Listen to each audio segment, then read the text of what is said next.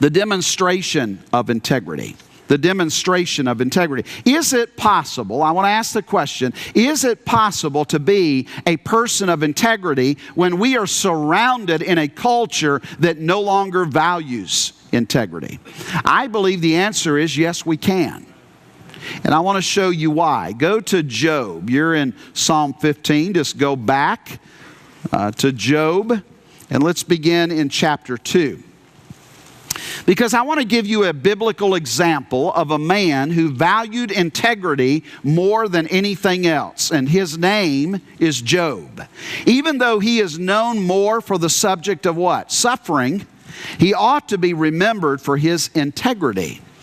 In Job chapter 2, after Job had already experienced the loss of his family, the loss of all of his fortune, we read about a conversation that God is having with Satan. And I want you to see Job 2 and verse 3. And the Lord said unto Satan, Hast thou considered my servant Job? That there is none like him in the earth, a perfect and an upright man, one that feareth God and escheweth evil. And still he holdeth fast his, what's the word? Integrity. Although thou movest me against him to destroy him without cause. Please make a mental note. You ought to write off in the side of your Bible, God values integrity, and therefore so should we. Right? God values integrity. Right here, he's valuing integrity in the life of Job. As a matter of fact, God commends Job for his integrity.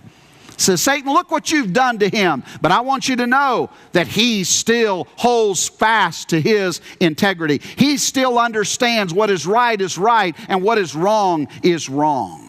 Then God gives Satan permission to make one last attack on Job.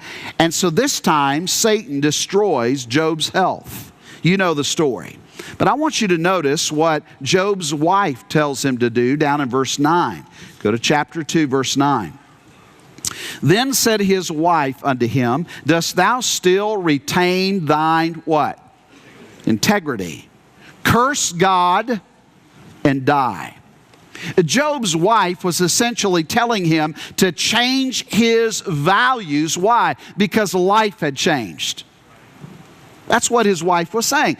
When life was good, okay, you can have those kinds of values, Job, but life's not good anymore. And so you need to get rid of that set of values. It seems like Job's wife had a set of values for when life was good and another set of values for when life was bad.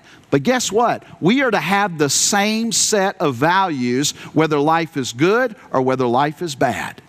Shouldn't change.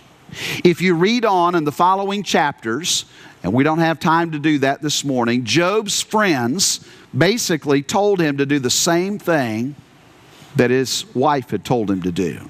But after a very long dialogue, you come down to chapter 27. Go to Job chapter 27. And I want you to see what Job says to his friends. Chapter 27, verse 5. God forbid that I should justify you. Till I die, I will not remove mine, what's the word? Integrity from me. Job valued integrity even when no one else around him valued integrity. Right?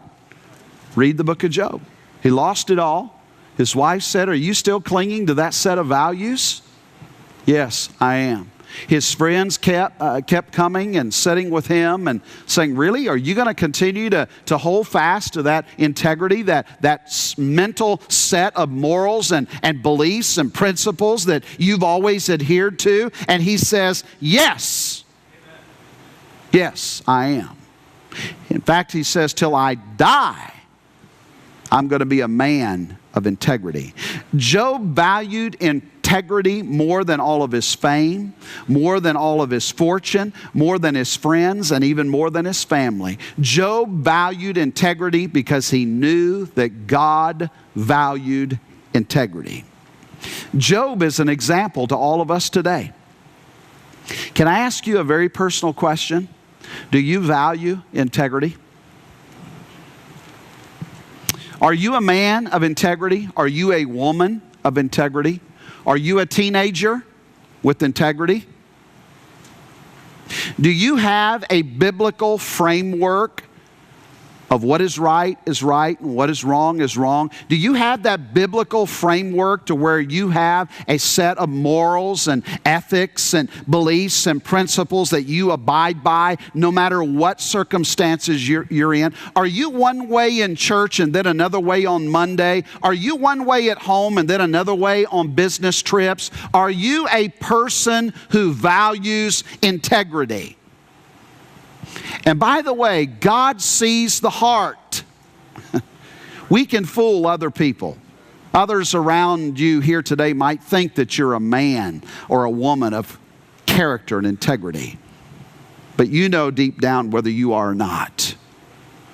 I'm encouraging you today, even though this is a vanishing value in our culture today, I'm encouraging all of you today to commit yourself to be men and women with integrity. The only way we're going to make a difference as a church, make a difference as a family, make a difference in our community and in our country, is to be men and women of integrity. Amen. Hypocrites are not going to change anything. But we've got to value character. We've got to value integrity no matter how old we are. And can I tell the older generation, it's important for you to finish well. That's right. It's important for you to finish well so that the younger generation can look and say, it can be done.